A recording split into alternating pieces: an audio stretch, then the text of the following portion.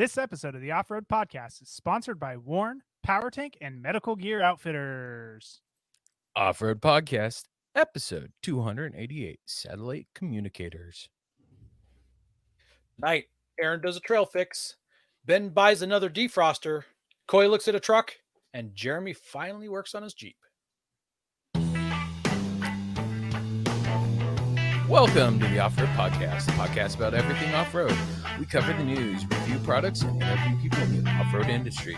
I'm your host, Ben. I'm here with my co-hosts, Aaron and Jeremy, and Coy again. I like how you said finally works on his Jeep, but that's not what the notes said. Somebody changed that on me at the last minute, apparently. It had dropped down to the next line, so it just wasn't in my eyesight as I was reading across the screen, and I knew what it should have said. Yeah. But I was wrong. It was Jeremy finally gets a day off. That's true. Well, the weekend Hang review. on a second. It says finally works on. Someone's Well, 'cause changing it again. I was changing it back to what you said. The weekend review is brought to you by Medical Gear Outfitters. What are you waiting for? Are you waiting to have a casualty on the trail? Check out medicalgearoutfitters.com to get straightened out. Medical Gear Outfitters has everything you need, whether you're going out for a year-long expedition or just for the day. Head over there to get some off-road specific kits that meet all of your needs. While you're there, use code Offroad Podcast for 10% off. And I wasn't wrong, right? You just finally worked on your Jeep. Yeah, I mean, I did put it down for a while because I'm still waiting on the axles to come in. So, Jeremy, what have you been up to? Let's just talk about it. Pretty much all I've been up to in the off-roading world is just installing my front bump stops. So I'm still waiting on the rear bump stops to come in, but I haven't gotten the front ones in yet. Or sorry, the rear ones in yet. But I did install the front ones. So I'm pretty happy with them. I went with some Sumo Spring bump stops, so it should be a little bit softer than just hitting that hard rubber bump stop. They have a fair bit of give to them, so it slows the deceleration down, which I know kind of sounds like a double negative, but it's not. Physics, yay. Yes. Yeah. So I'm pretty excited about them. I can't wait to give them a try. They're not as good as going to something like a Hydro bump stop. Hydro bump stop. Thank you.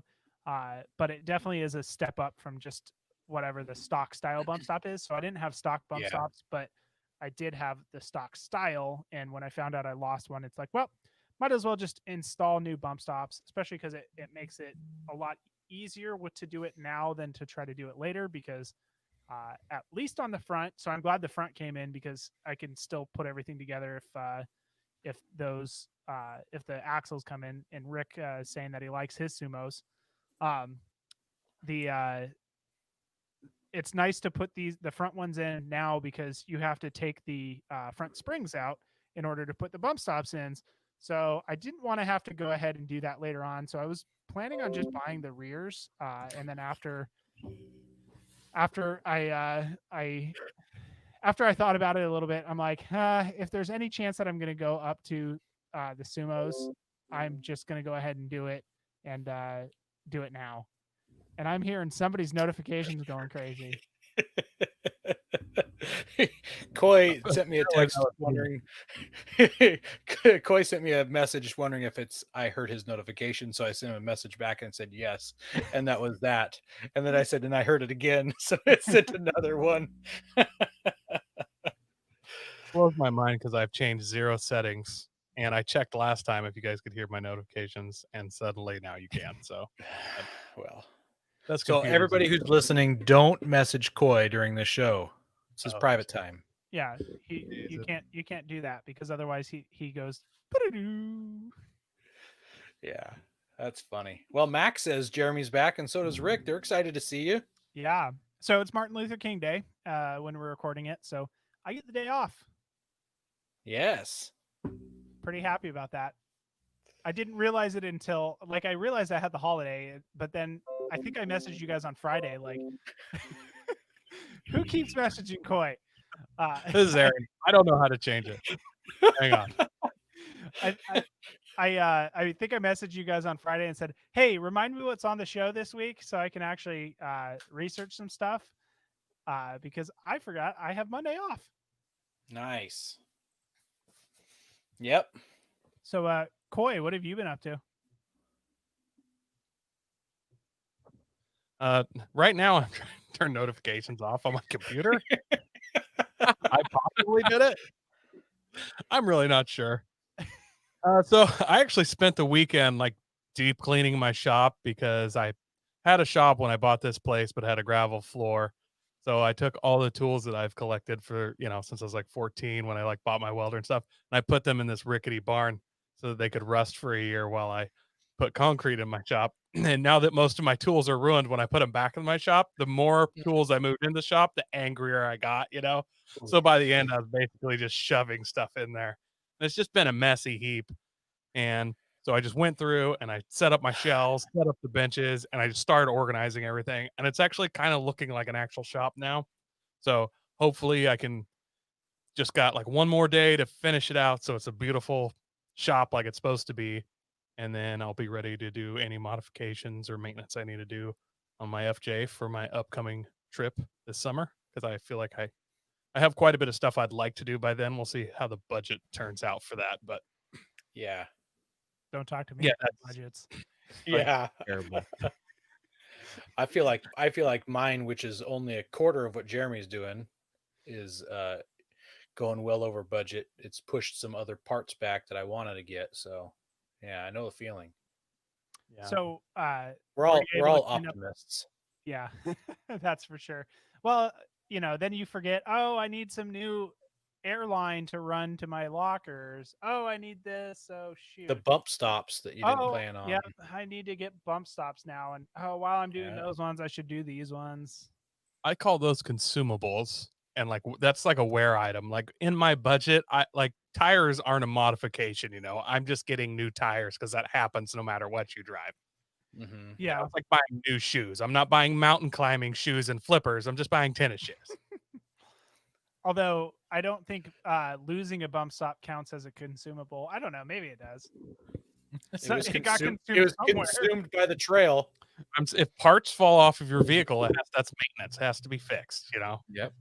No So fault of yours. I do want to come back to your tools, but it was funny because I was wondering why I was rubbing.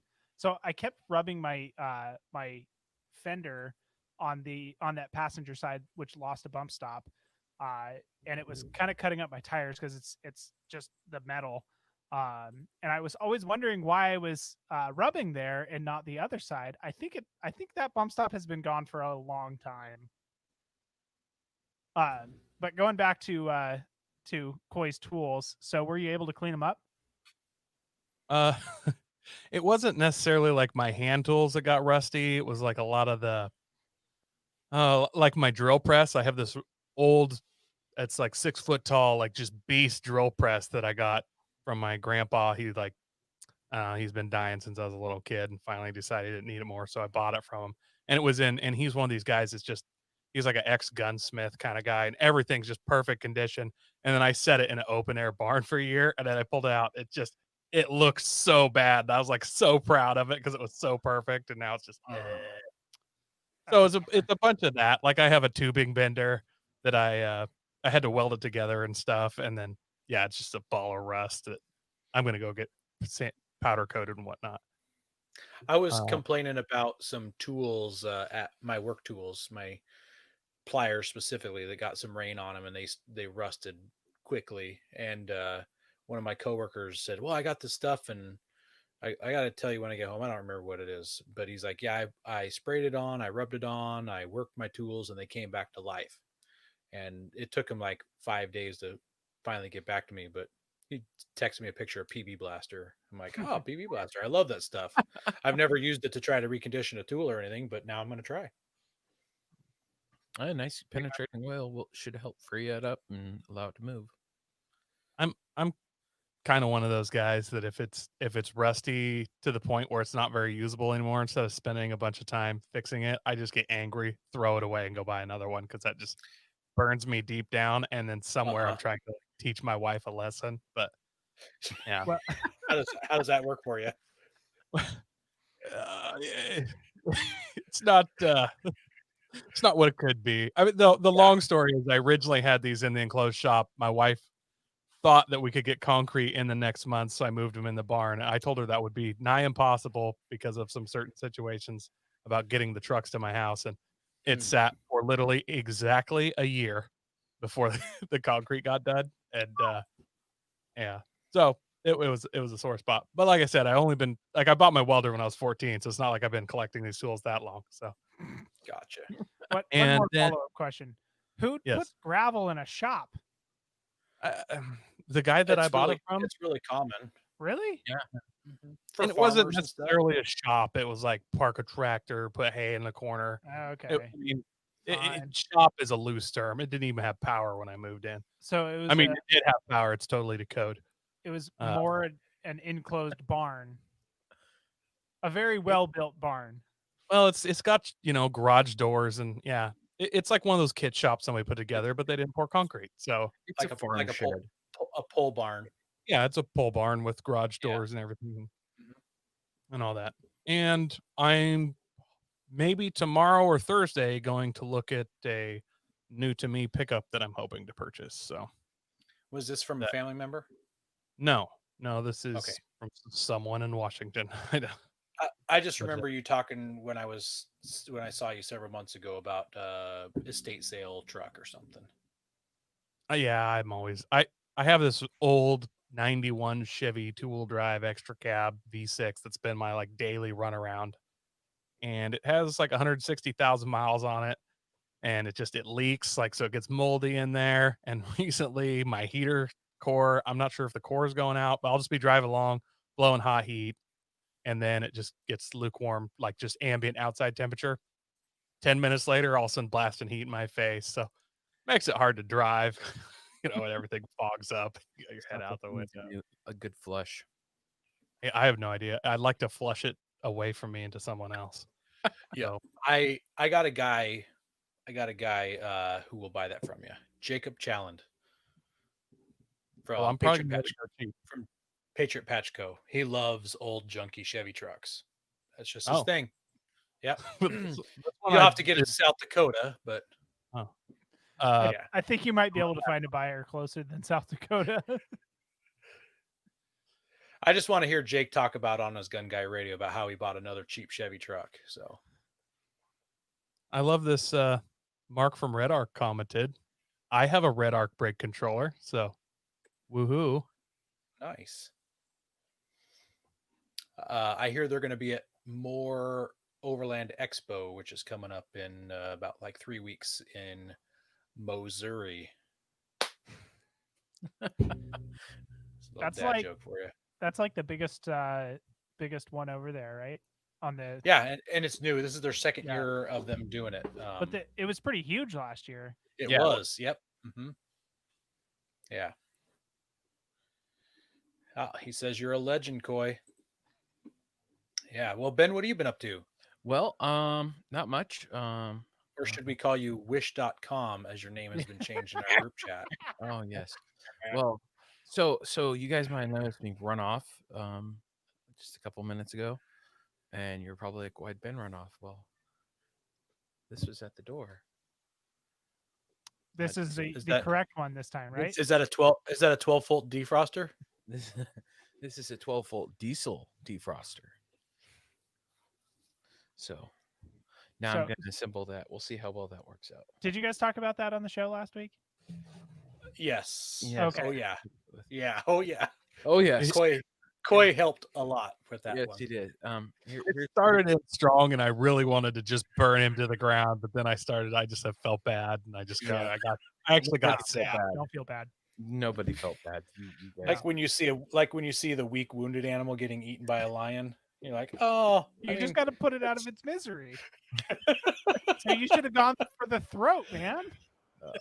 Yeah. So yeah, other than that, it's not been much. I had a trip to the ER on last Tuesday, and so I've not been motivated to do much stuff after the windstorm too that happened that same night. So yeah, it's been. I think I think your experience with Wish.com gave you heart palpitations or something. Yeah, pretty much. It was quite exhausting. So yeah, yeah, it was just not fun. So yeah, I've got the got my diesel heater. I'm excited about that. I'm gonna try Nice. and install it into the my the rigid boxes. I've got one of those. I've seen someone do it, so I'm gonna try and convert that. That way, I can just throw everything in the rigid box, and it's a portable heater. So we'll see. Next week, Ben burns down his vehicle. So you guys had a windstorm up there this last week as well. Yeah. Yeah. It So was I had pretty good wind at my house, and I need the off-road podcast listeners to flex their power right now. My stereo in my shop, I got a stereo when I was like 18, you know, the cool like dual subs with the LEDs and stuff. Uh Something about the power going on and off, or possibly just the fact that it's 16 years old, made it like just fritz out. And apparently you can't really buy that stuff anymore except for some Goodwill. So what do you just I want somebody to message in like, what is your shop speaker? Just this Bluetooth battery one? Is there something I could plug in? Like, I need some good sound. So let me know. I've got an old house stereo that I bought just out of high school that I use, and then I've also got like a Ryobi Bluetooth speaker. So my favorite thing has been the Ultimate Ears Boom. It's just that it looks like a beer can, but it's probably about like a tall boy beer can, and that one Yeah. has some good sound. Does it? They're spendy though. My nephews have like it looks like a guitar amp speaker thing, and it's wireless, and they plug that in and crank that up in the shop. I A lot need of something people like use those Tool branded speakers also. If you've got Milwaukee or you got Makita or DeWalt, they make job site stuff. Also, when you were telling that story, I thought you were going to ask how to fix it, and I'm like, I think that's the wrong show for that.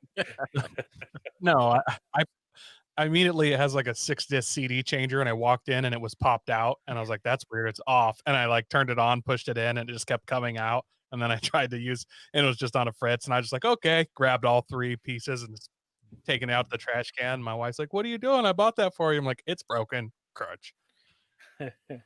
It's because it stayed in the garage with the rain and the No, that moisture for literally an did entire also year. go in the barn with my tools for a year, so it It likely could ruined be. it. It Yeah. ruined it. Yep. Honestly, she ruined it. Yep. She should be ashamed. Well, what about you, Aaron? What's new, man? I just got back last night from snow camping.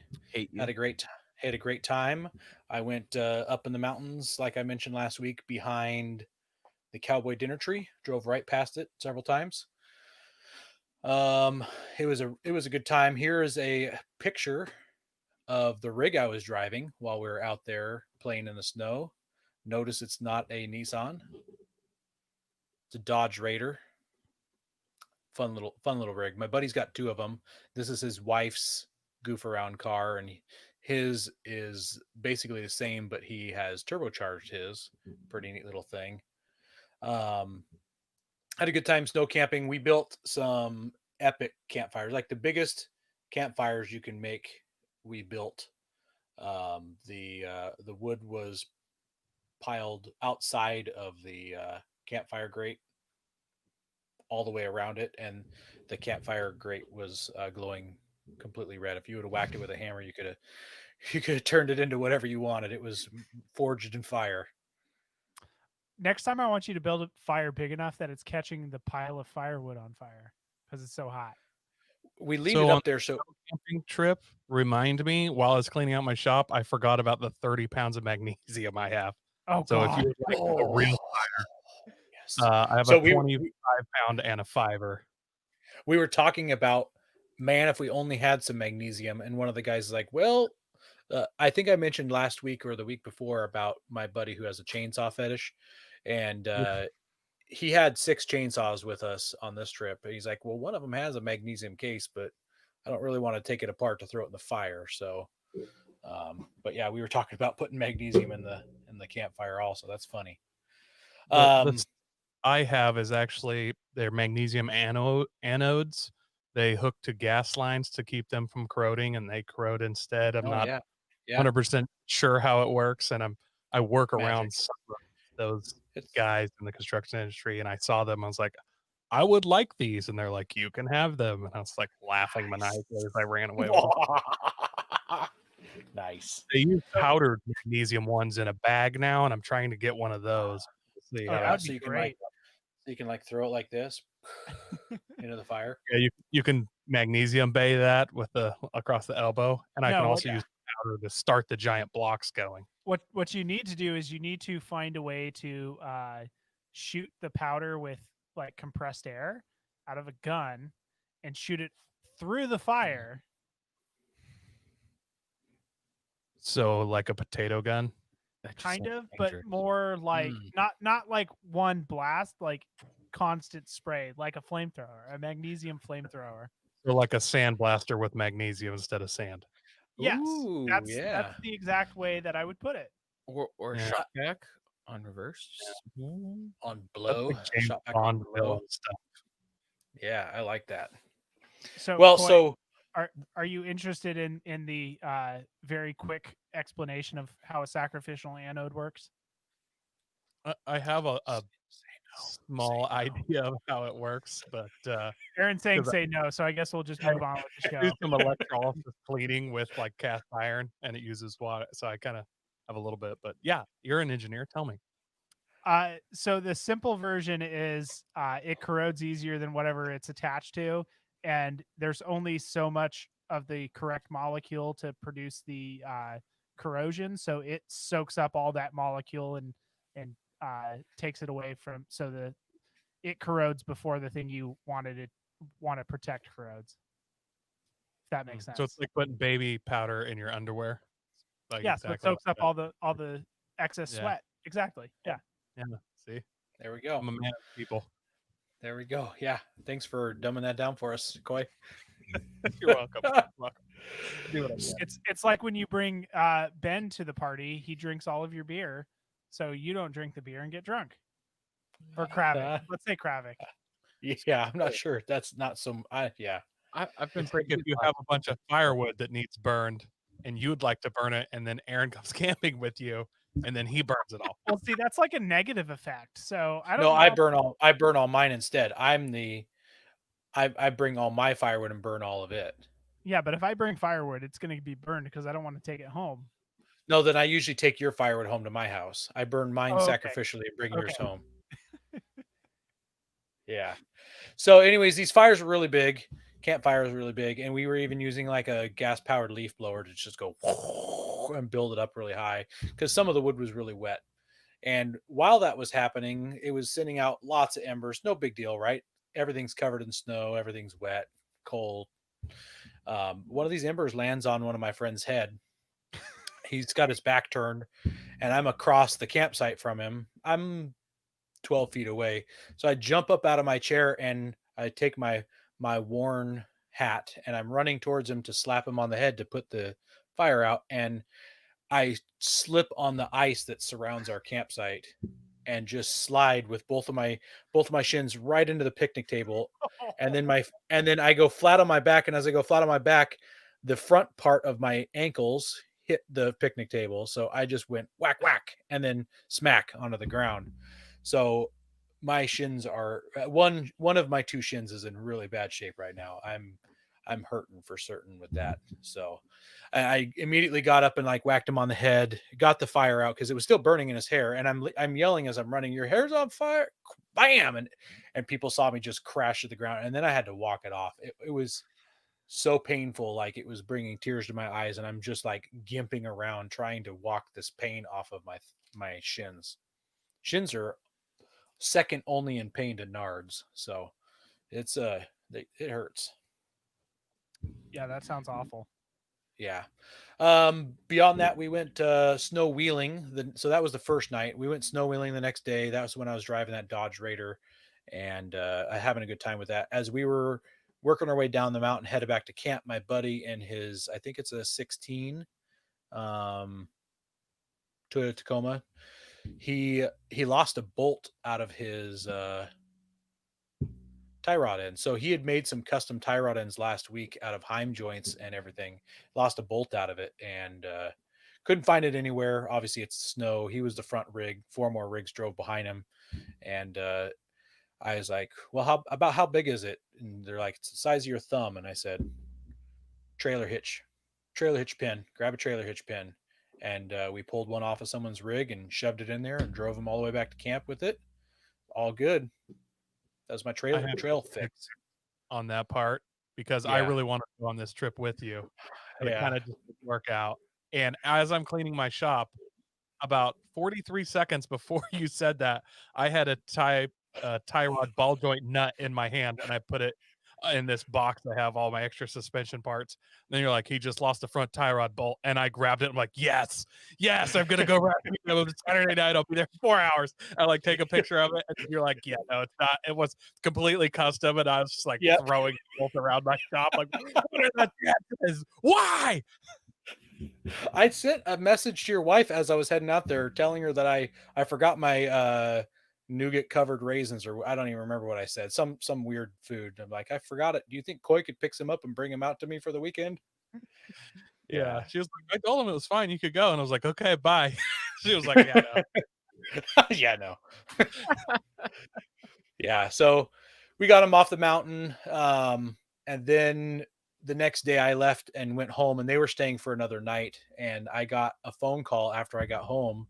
And so that day that he lost that bolt was his birthday.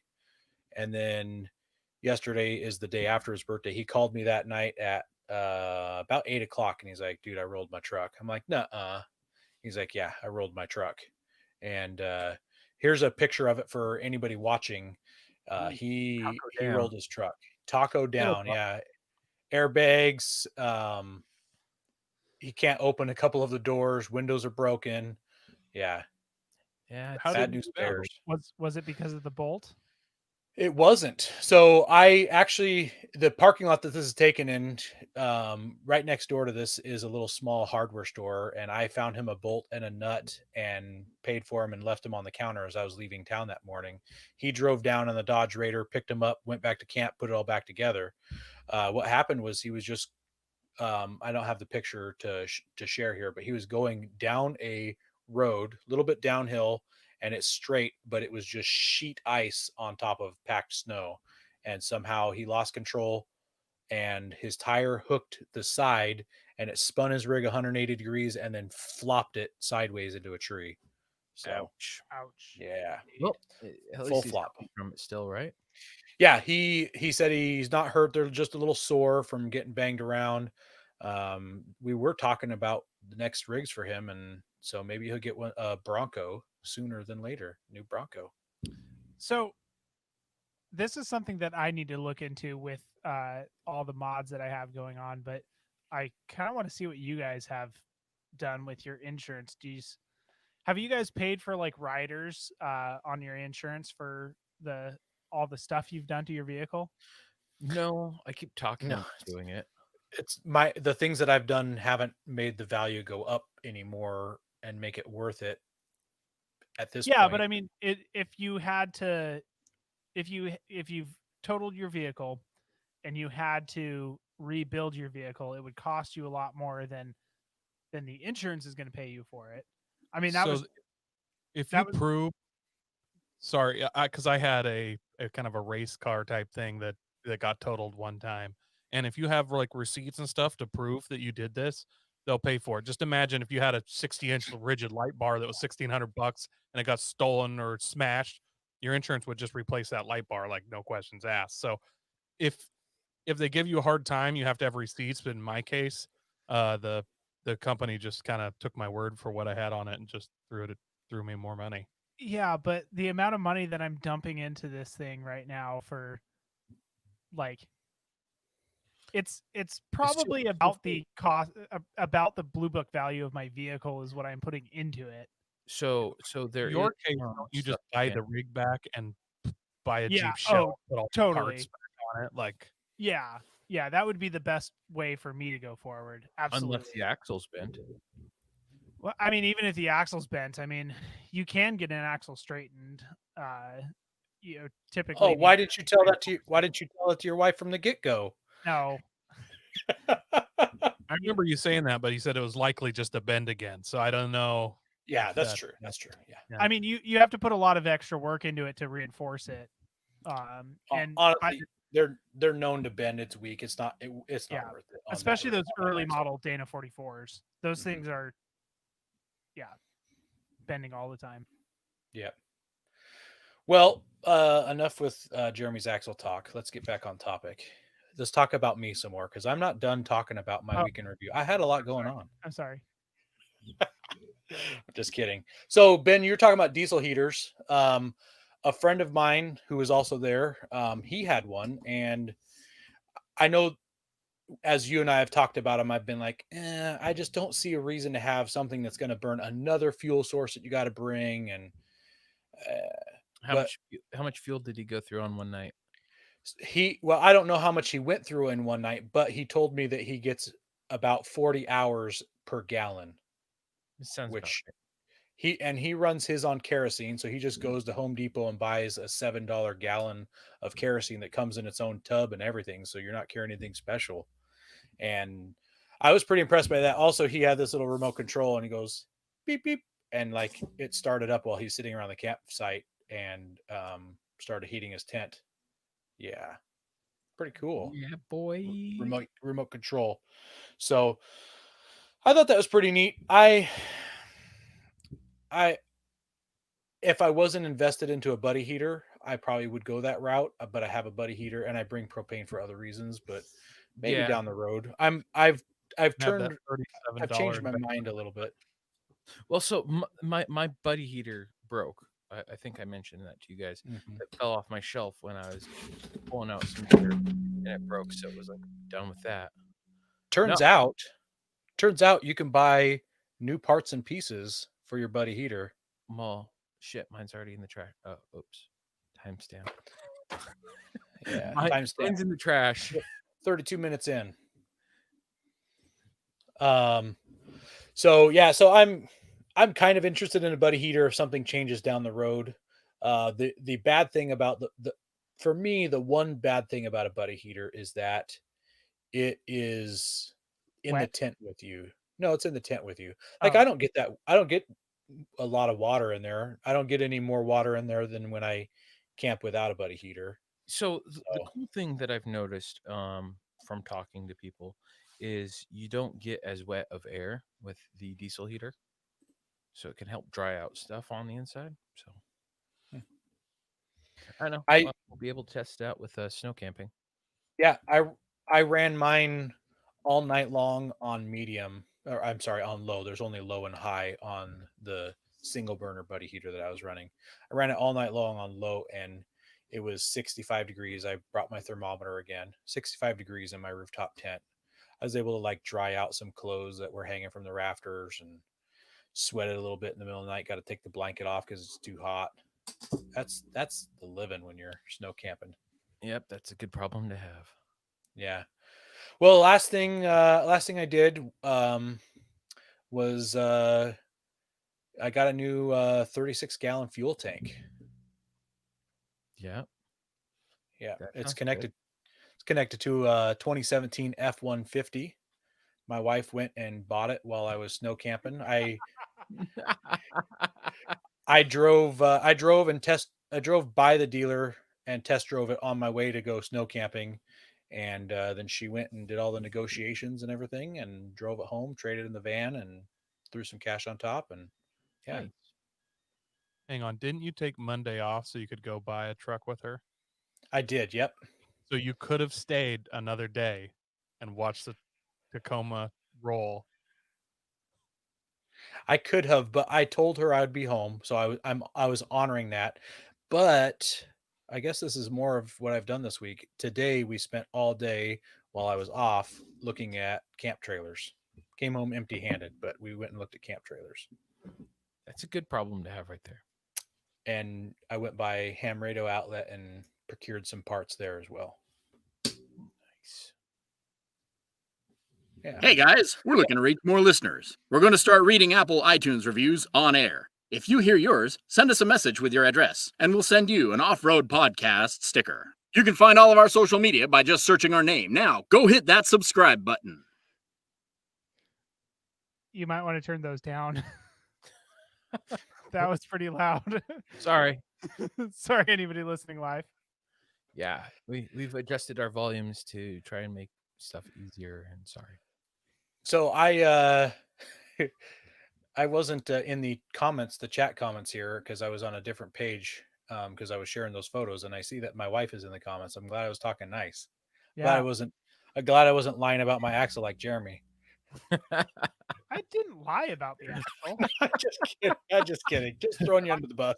My argument was, and this is the argument that we talked with my wife. You're is digging a deeper hole, bro. I don't want to spend $5,000 in order to get it back to where it was when we knew 40s was in the offing. So you might as well spend your money once, take that $5,000 that it would have taken to get it straightened and reinforced and all that, replace any broken parts, and put that towards the new stuff.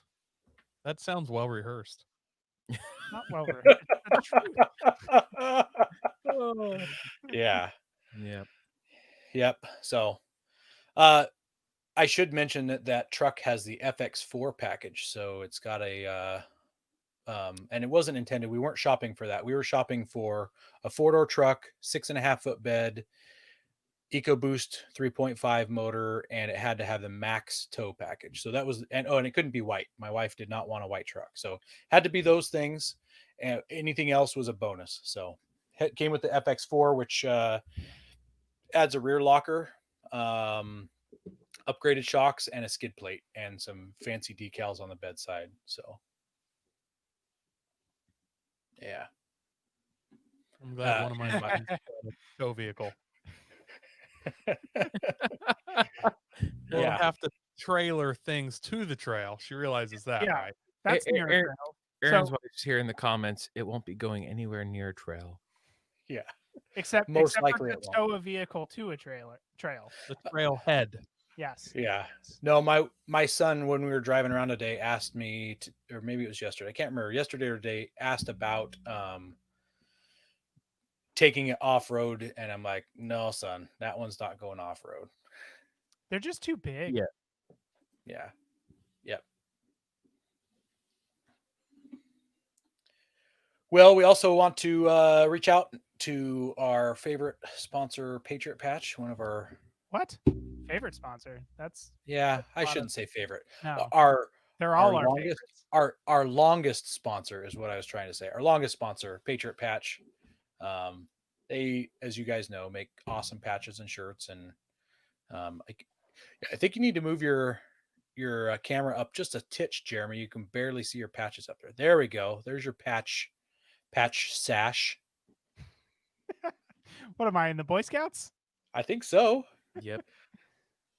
Yeah. What do you got? Yeah, there we go. Yep. So that's the January patch of the month patch. So what now? 2021. So I can't wait till he plays on the Capitol Hill riots with his patches. There's got to be something good coming. I hope so too. Yep. Yeah. They just dropped the Kyle Rittenhouse patch last Friday. The end their apocalyptic series. So yeah. Anyways, yeah. Patriot Patch, love them.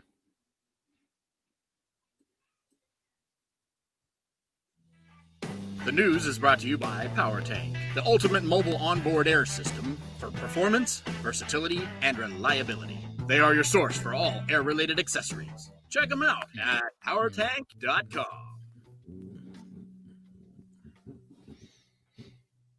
Well, we got some news here like we do every week. We like to bring you guys current events and fun stories.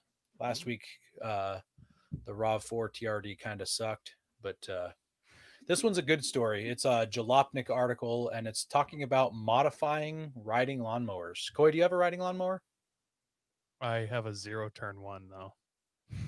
Yeah, I feel like I could make into a tank. You know what I mean? That's right. I think we talked about that. Yeah. So I'm looking at some conveyor belting, wondering if I could make this work. This is like the ride-on snowcat. yeah. Ben, do you have a riding lawnmower? I do, and I actually have been considering, wanting to do this because I have nothing better Goofing to with do it? with it. Yeah. How much? Yeah. You don't have that big of a lot. Why do you have a riding lawnmower? A third I of an had acre. the have a I had reason the to same ride. I had the same thought, but I just had a feeling that Ben had a riding lawnmower somehow. So So that's I, why I I asked have him. a third of an acre. It's actually, it when I used the riding lawnmower before something broke in it, the deck. Um, I would ride it. I don't know. It'd take me half hour to mow the lawn. While you're tipping back a Yes, bubbly well, I'm seltzer. tipping back a beer. Yeah, drinking and driving. Ding, ding, ding, Private ding, property, ding, it's ding, okay. ding, ding, Yes, ding, ding, it's the ding. legal way to drink and drive. Might as well Yeah. enjoy it. Well, this article is kind of showcasing people have turned them into like wheelers / crawlers. We know our buddies over at the Gambler 500. They did the Mover landing a couple years back. Do you guys remember that at all? Yeah, I do. I'm with dirt every day. One of the brothers, Hoff, was there too. They I don't really think they modified them. I think that they just dressed them up for that occasion. Where these guys are, they're throwing bigger tires and they're lifting them somehow. And putting a They flexi look like they have. suspension in them. Yeah, I think they are having a lot of fun doing that kind of stuff, and I bet you can get a lot of off the shelf parts and just not for riding mowers, but for other things, and just like slap stuff together and have a good time with that. So, yeah, I want to see one with full width axles. full. There's a guy that They wouldn't even be able to turn them. there's a guy that has one where he put wider axles on it and it's got control arms, the whole works. Mhm. I've seen it floating around as he's been building it, and the thing's pretty incredible. There's also another guy from a plumbing company, I think it is, that turned Grind hard plumbing. yes, Grind Hard Plumbing. The Barbie car. The Barbie Jeep that's I mean, really, they've just used the tub of the Barbie Jeep. well, yeah, now it's just the tub. Yeah. I have a Barbie FJ that's pink and purple that I got for free that's waiting for some kind of project. Are we going to do a downhill race, Coy? I've watched those and my body cannot take what those guys are doing. Like I only have a few more scorpions left in me and I don't want to use them just willy-nilly. Did any of you guys have like a secondhand used riding lawnmowers when you were a kid that, you found or some uncle had that you used because you're too poor for a go-kart? Yep. I never had a go-kart.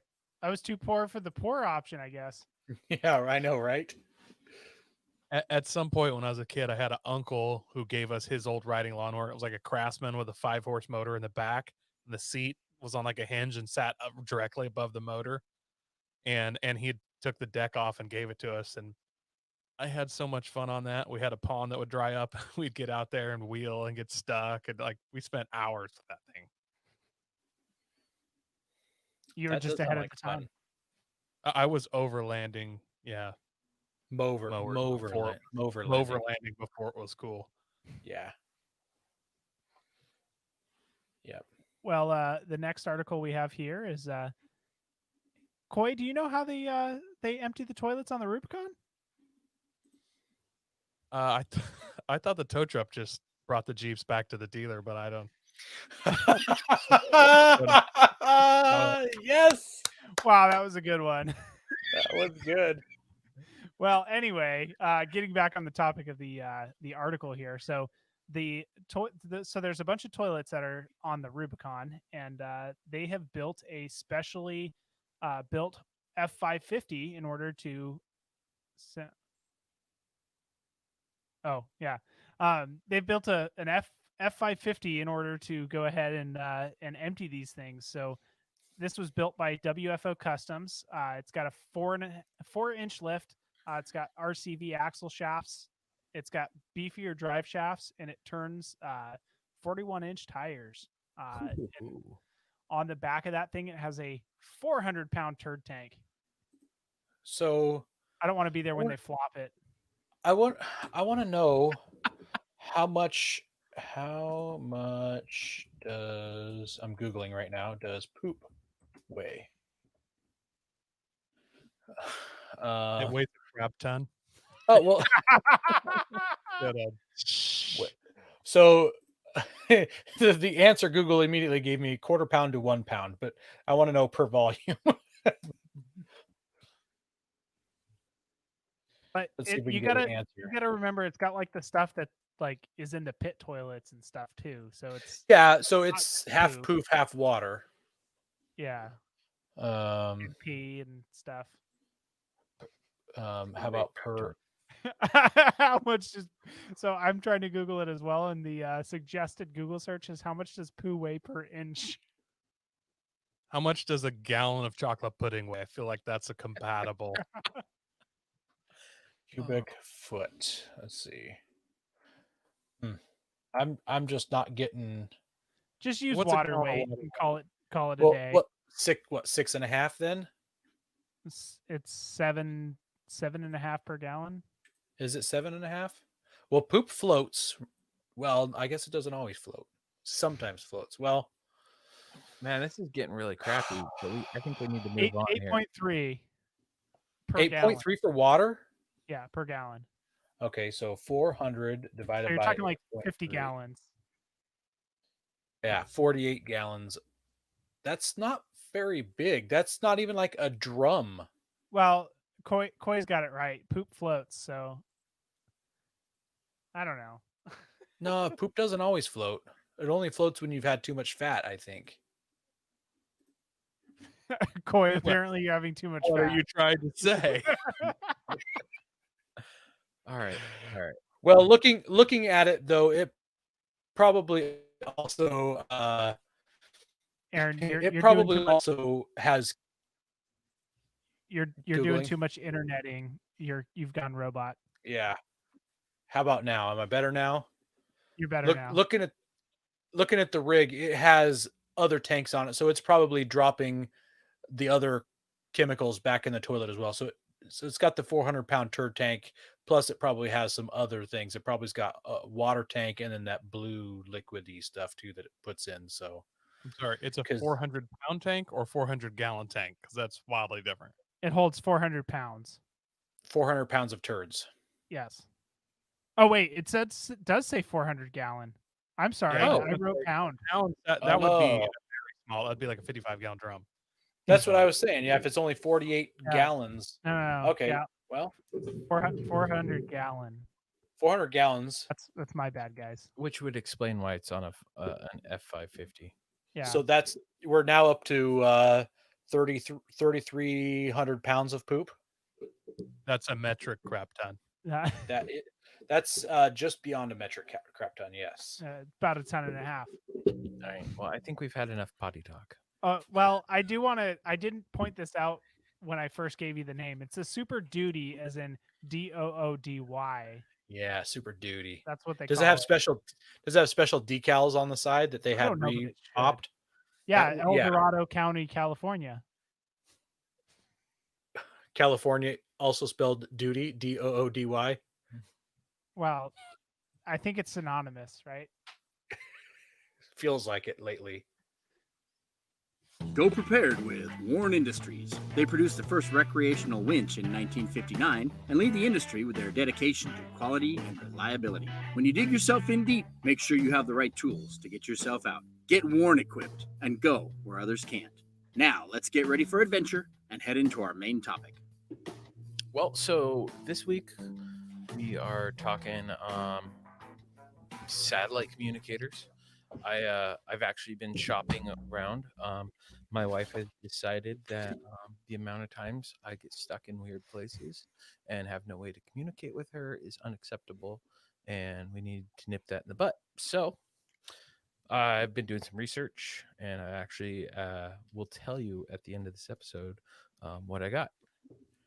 So And what website you bought it from?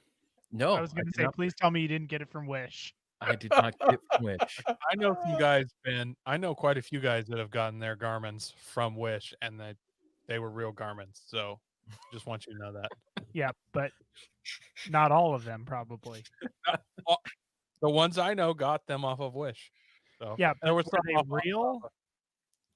Some of the guys got them from Wayfair as well. If you want to look there. But were they real? Yes, they were real. And Ben should definitely buy one from them. No, I've actually my wife's coworker was selling what I was looking for and got a better price. So yeah. So I'll just start off with breaking it down with the Garmin InReach. They cost anywhere from $12 to $65 a month, varying on your plan. Your plan has two-way communication, tracking, all the fun stuff. They start at around $450. Can we go back to the plan? Yes. And I'm dropping this on you now instead of asking you before the show so you could prepare. Do you know what is the low end of the plan and what's the high end? All right, What, so what those dollar amounts mean?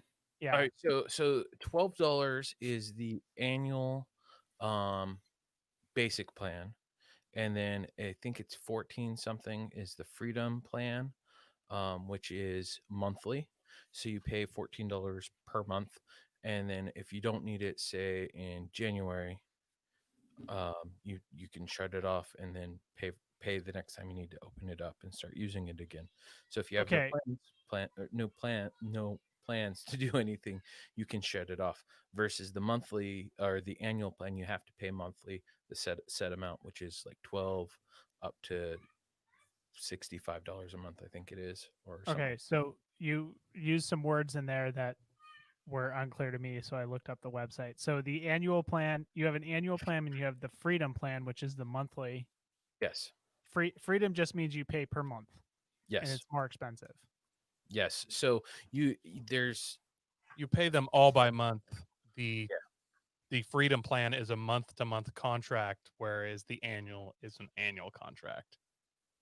Gotcha. And you, so I guess I'm looking at it, so I should just say it. So under the safety plan, which is the cheapest plan, you get 10 text messages per month, and you get unlimited on the expedition. And you have a bunch of preset messages. And so something that I want to throw in real quick on the annual plans, which everybody's afraid of. I have a InReach Mini, and I have an annual plan, but you can change which rate you want. So I can't turn it off, but if I'm not going to use it for a couple months, I get online, I drop it down to the $12 a month plan. I'm going on a trip for that month, I'll bump it up a plan, or whatever plan I think I'm going to need. So yeah, 1 month I may pay $30 and then I'll just bump it back to 12 or something, 20 or whatever for the rest of the time. Yeah, if you've got like a nice big trip, that's a good time. Hey, yeah, I'm gonna need to talk back and forth with the wife a lot. Expedition plan where it's unlimited everything with tracking intervals being every 2 minutes, versus it's just I'm going out for the weekend with the guys. I shouldn't need any much for messaging. And if you go over in your messaging, so if you go past those 10 text messages, I think it's $1 a message after that. It says 50 cents per 50 message. cents. Yeah. So the thing that I found amazing is if you're like when you're sending your or tracking your points on the cheapest plan, it's 10 cents per point. And that's every 10 minutes. So that's the max you could set on that. So on the actual Garmin, you set what you want those intervals, the breadcrumb intervals, to be at. Yeah, so that's still a lot. Yeah, but you can just turn those off so that each time you send a message, it drops a breadcrumb. Yeah, I guess. I don't know. So a lot of people carry these. They're not actually using them to send messages. They're using them as the emergency beacon. And if you don't have the plan on, you don't have anything. So with the basic plan, you're just using it as an emergency. And then a lot of the hikers, because they'll be hiking without power for quite a while, because my wife does some like Pacific Crest Trail type hiking, we'll have a higher plan. Even though we could drop more breadcrumbs per interval, she'll still leave it really low, like 1 every hour, because she wants the battery to last as long as possible. That makes Yeah. sense. And if you're on foot, it's a little harder to charge things versus a vehicle. Well, and you can't in an hour you can walk 5-6 miles, whatever. Whereas in a car you can do 70. So it's Yeah. a little. What? You can't walk 70 miles in an hour? So, I cannot. but so the basic InReach costs $450 starting, weighs 7.5 pounds. It's got 100 Ounces. ounces. Sorry, It's huge. it's huge. It's got 100 Not more much a battery walkie-talkie. life. Easy and affordable two-way messaging because it has a keypad on the larger one, or not keypad. It's got buttons that you can help do that. A great smartphone app. Lots of features like being able to have your friends go to a link and see your tracking. Which costs money, by the way. It does cost money, For but people to see where you're at. If you're on the base plan, yes. yes. Let's see. It's got the Iridium network, which is a global network, a lot better versus I think it's Global Star, which isn't as far-reaching. Still a great network. It's kind of got an expensive initial purchase, and it's the basic model is the largest and heaviest. Yeah, when you're in a rig though, that's not that big of a deal. But comparing largest and heaviest, you're comparing a smartphone to a lighter as far as weight and size go. That might matter when you're hiking the Pacific Crest Trail, Yeah. but not when you're in your Jeep and you're going to break down soon. I will agree with Aaron on that because I've used. What about when I've you're in used- a Toyota and you're going to break something soon?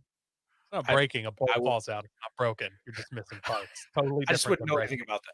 I wouldn't know anything about that. So I have a Mini, like I said. Go ahead, Aaron. I'm really concerned with all the trash talking I've done and haven't broken down in a really long time that my day is coming and it's going to be bad. Oh, I'm looking forward to it. Glorious is the word I'm you're actually looking really for. glad I had that one little bolt fall out on our trip because I'm like, okay, whoo, there it was. That was Yep, my track. got it out of the way. It was Got it an out of the easy way. one, easy fix, moving on. Yep. Yeah. Hey, I thought that too when we were on our Christmas, or not Christmas Valley, on our Tillamook State Forest trip. I lost a bolt or a nut, and then I bent an axle. So maybe more is coming for you, Coy.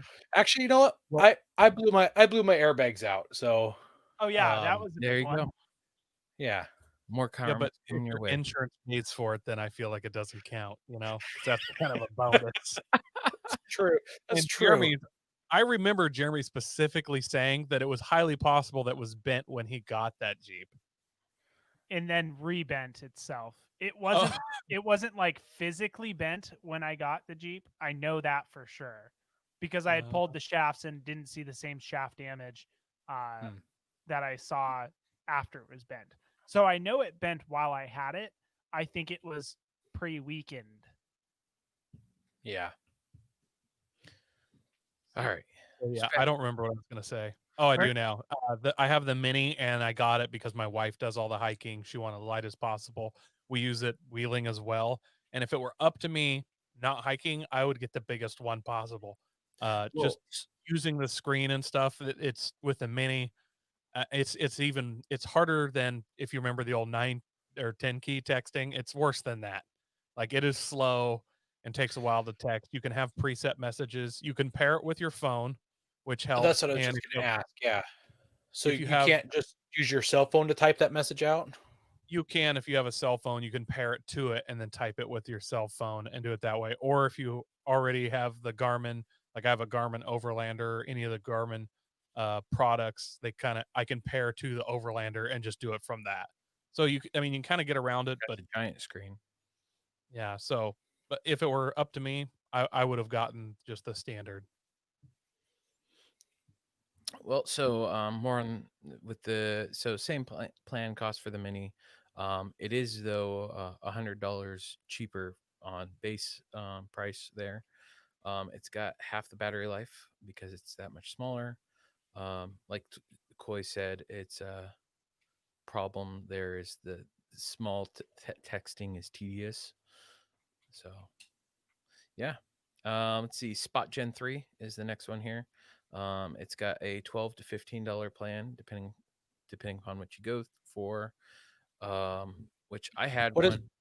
what does the Spot Gen 3 look like compared to the InReach Mini and the InReach? So does it have interface on it? No, it Or has is it no interface on it. It's literally you have 3 buttons that you can push.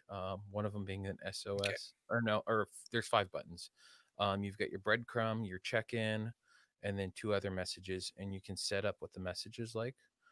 It's a lot cheaper at $150. And so it's got your 100, breadcrumb, your okay, 199? but Oh no, 149. I'm sorry. I'm looking at the Spot X. I'm sorry. So and I the was looking at the Spot X wrong is one. about the size of a hockey puck, but square, right? Yeah. Yeah. So I used the Spot Gen 3 when we did the backcountry discovery route. It was kind of handy being able to send a message to my wife, "Hey," but I don't get any messages Jeremy in hasn't return. killed So, me yet. yep, Jeremy hasn't killed me yet. This crazy guy I met on the internet hasn't killed me yet. We're still good. Yep. Which actually might be a good thing that you can't get messages back, because then you can't hear your wife yelling at you. Yep. I like you always point out that Jeremy might have killed Ben. If I look, I'm looking at pictures of both. The chances of Ben getting a stranger and bringing him up the woods and killing him seems higher. Maybe he texts his wife, "He's nice. I decided not to kill him." That could be. I haven't killed Jeremy yet. I've not decided to wear his face yet. So it looks like the Spots use the Global Star Yep. So it's rather than the Iridium. the Global Star network has gotten a lot bigger, but there's still some blank spots around across the globe. The United States, you're not going to have a problem. Though it looks like South Africa is an area where it doesn't have as great of a signal. So, I mean, if you're going true overland and you're going throughout the world and you're South Africa, that might be a little not as good for you. So, though it looks like it's always improving the network. So yeah. So there's apparently more besides those two. I've only ever heard of the big two, the Garmin and the Spot. So there's more. Yes, there are more. So Spot also came out with the Spot X. It's got a keyboard on it, so you can do two-way communications. They even have a Jeep one now that Spot worked together with. It's a little more expensive for Jeep owners. Yeah, for Jeep owners. Yeah, but when you hit the emergency button, instead of calling the SAR, it calls a tow truck. So yeah, they actually do have breakdown like vehicles on their plans. Yeah, it was interesting to see that. Do they, rather than dispatching a regular tow truck, do they just get a wrecking yard, like a wrecking yard specific tow company, so it just brings it right to the wrecking yard rather than a dealership to get fixed? I have no clue. Some of these Jeeps, maybe it just calls a fire truck because the Coyote Enterprise G had one. Ouch. So That's a low blow. That is a low blow, especially throwing out the name there. Oh, everybody knows. He got famous from that video. That's the best thing that happened to him. I don't know if everybody knows that. Well, they do now. No, now they do. All three of our listeners. Let's check all the views and see which one of his videos has the most. Yeah, that's fair. All right, so the GPS messenger, you've got unlimited SOS help, unlimited check-in, basic trackings every 10 minutes. I'm not seeing the message. This is with the Spot X. Yeah, I'm looking for it. Doesn't say. They've got a voice. Oh, it's their global phone. Okay, there's my problem. I'm trying to find the Spot X plans, service plans. There we go.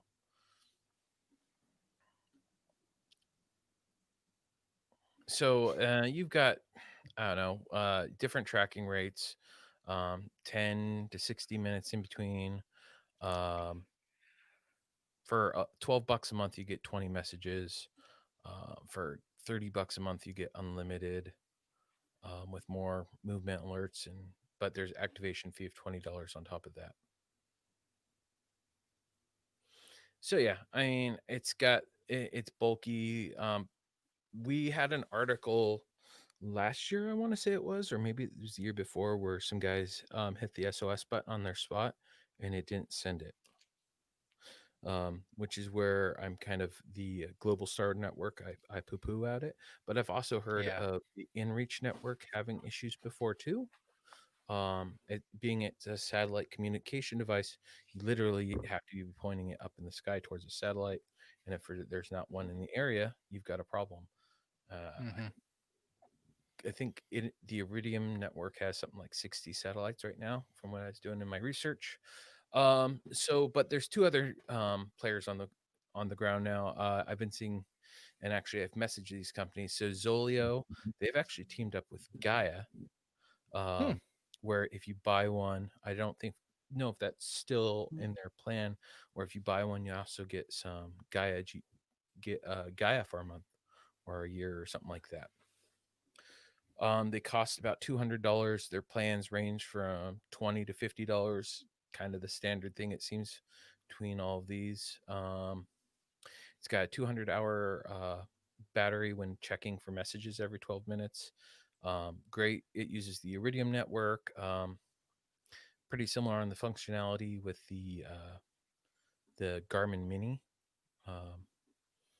And then there's no tracking on the device. Yeah, that's interesting. And I wonder if that's how they get the battery life. Yes. And then there's no on-device messaging or viewing. So literally you have to pair it with your phone for it to work. And then it's heavier than a lot of the competitors at 5.3 ounces. If weight's in any of your concerns, I put it in there because it was facts that I found. So the other one is called Somewhere. What a name, right? Somewhere, like, oh, I'm looking for my somewhere.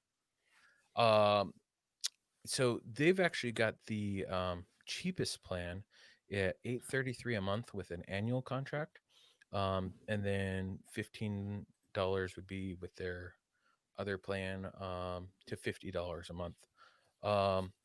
The battery life says 1,000 messages.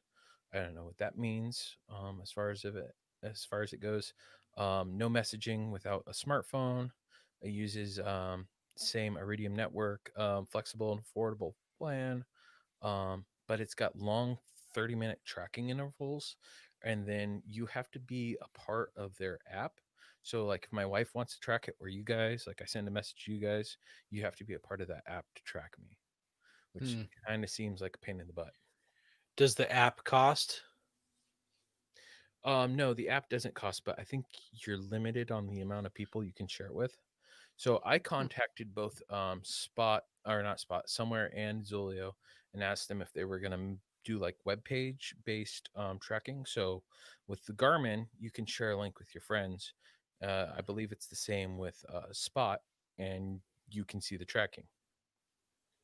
So I could post it up on the Off-Road Podcast page. Oh, where's Ben at right now? Where's Ben now? I don't think you want to do that. No, not really. But what I'm saying is a group chat. Throw in a link. Everyone can check in. Oh, Ben hasn't moved in a few days. Maybe we should be concerned. So with the Garmin, you can send out a link and it pops up a map and where you're at, and you can share it to Facebook or Messenger or whatever. So you can be like, I'm stuck in a ditch, guys, need help, and send them your location, without actually alerting the cavalry. Yeah, which is pretty great for that. So Zoleo and Somewhere kind of lack in that department, and it sounds like they're gonna work on getting that. But I mean, that's working on doing that and having it right now, which kind of brought me to what I bought. I ended up buying the Garmin InReach Mini. My wife's actually picking it up from a coworker. He bought it, and it was a present for someone, and then he got them something different instead. So yeah. Nice. Well, you made a good choice. When you said the Somewhere was the cheapest one at only $8.33, I was like, that's the one Ben bought. The cheapest one. So I was really considering the Somewhere, but I don't like the fact of the whole tracking. That it wasn't on Wish. Yeah. Oh man, I'm never gonna live this. Or he didn't have a friend that was selling one. And I didn't have a friend. So yeah. I don't know. I didn't like that. There's nothing. You literally have to have your smartphone for it to work. Versus I can lose my phone. My phone can die. Uh, Phones seem It's to like a break all winch the time. controller. Yeah, I've got a way still to message if my phone breaks. I lose my phone. As long as I keep my Garmin somewhere safe and smart, I won't have to worry about losing that too. Yeah, put it with Jeremy's winch controller. It'll be safe. Oh, I mean, at least you'll find it later. You should Eventually, keep it'll the pop Max up. Tracks you bought from Jeremy. He didn't buy them from me. I never I know. actually gave them to I him. can literally see them behind you. Yeah. Yeah, well, nice choice. I think that you bought the appropriate one. Yeah, for what I do and the price it was at, I mean, I got a little bit of a discount on it, so Yeah, I've been wanting to get into this too for the same reason that you are. My wife has been kind of pushing and wanting me to have something like this for when I go out. But I have just gone out with groups of guys who have them, or it's a large enough group that I don't really think it's that big of a deal. So I don't know. I haven't needed one yet. So, but you don't know till you need it. yeah. Well, and so I mean, obviously, having a ham license would be a better way, but also not necessarily because if there's no digital towers, you're kind of hard to reach someone out that way. And I don't know, ham's not been my forte. I've been trying to do And it. they'd have to know to listen as well. Yep. Yeah, the ham's great. Somebody has to be on the other end to hear you. Yeah. And if you don't know the repeater towers, and like there's a lot of ways that can go wrong. Eventually, you There- probably there's a could get lot that of on hand. variables there. Yeah. Yeah. And you can't leave a voicemail with a ham radio. They Yeah. should just So it's not even just emergencies that this helps with. So like the one time that I did use it, I used somebody else's, and we were on a snow camping trip, and there were just a bunch of snowdrifts that had blown up over the night, and we were trying to get out through like 8-foot drifts, and there was a group ahead of us who had been working on them for a long time, and You so have we to were be just going to be quick. late. So it was just a good way to let my wife know that, hey, we're running late. I'm not going to be home when I told you we were, but don't worry, we're making our way out. yeah. Yeah, and so like I mean, it used to be that a lot of guys would like if they were going down to the Rubicon, they would rent um a what's it called, a satellite Jeep. phone. No, they'd rent a satellite phone. That way they had a way of communicating back and forth if they needed to. Those are expensive and bulky versus this is small and compact and easier. Well, we've Also, got it's we worth got noting. Kevin here. Oh, sorry. I was just I've gonna got say, Yeah. not sure what to do now. I was just gonna say that Garmin has a lot of local companies. Like, I mean, they like just local to me. Garmin has a massive shop. I don't know, a engineering site or whatever in Salem. So they are they're a worldwide company, but they do employ a lot of Americans, which it's a small thing, but it's always nice to spend your money kind of more at home. Yeah. So Ken in our chat here says that ham radio with APRS SMS gateway is a perfect communication, and that's something we've talked about actually in our private chats about APRS setups and things like that, and about the breadcrumbs. And if it's working, it's good. I'm not a huge ham nerd, but I do know a little bit. I think you can also send messages through APRS. You can Yeah, send Yes. text messages. PRS, and stuff. SMS. I think gateway. that's what the SMS. Yeah. Mhm. Yeah. Yeah, and And I've heard that. Mine. you've probably offended Kevin because his profile picture is literally a ham radio based station. So we Well, just I lost mean, a listener. nerd is an endearing term. I'm an engineer, so I mean, hey, and I listen to the Engine Nerdy show. Are engineers nerdy or autistic? Call them A, call them B. Yeah. They're on the spectrum. Yeah, that's I have engineering friends. One sitting right here. Maybe I thought don't know. You avoid me every time there's a chance where we may see each other. It's like, oh, sorry, my wife work. Bye. That is a good point. We were talking about that before the show. Yeah. Yeah. Jeremy's not a real person. Well, one of us is either Coy or Jeremy. We're unsure yet. I've met Coy in person, so he's a real person.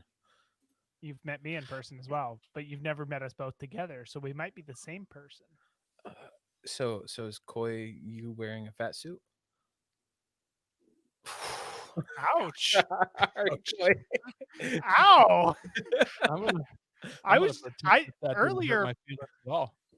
Earlier mine was just a bald cap and a fake beard, but geez. Yeah, sorry. That's a low blow.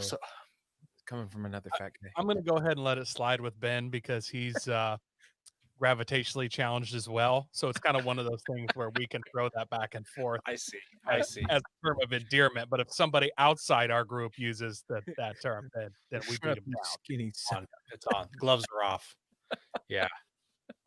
Well, one thing we didn't cover on this, and I didn't think about it till now, and maybe we'll have to look into it and throw it as a short section in an episode, is like sat phones. I considered bringing up sat phones, but their prices and what they cost for a sat phone and their plans. Why when you can do this? You want to know why you get a sat phone? It's clout factor. Like somebody's trying to mess their wife, and you're like, hang on, I got the size of the sat phone out.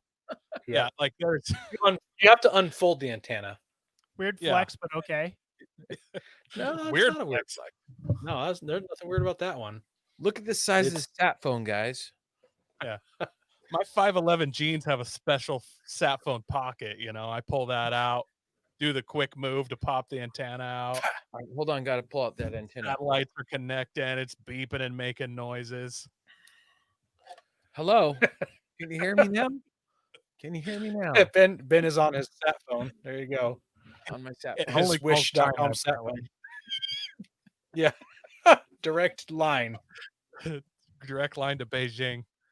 Yeah. Yeah.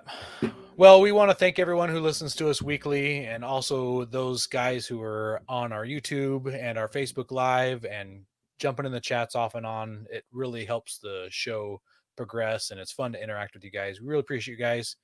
Rick, make sure you share us with a friend. I'm not sure if any of your friends are on here, so Rick, I'm speaking to you directly. Talk to your friends about us. I want some more firemen on this podcast with us.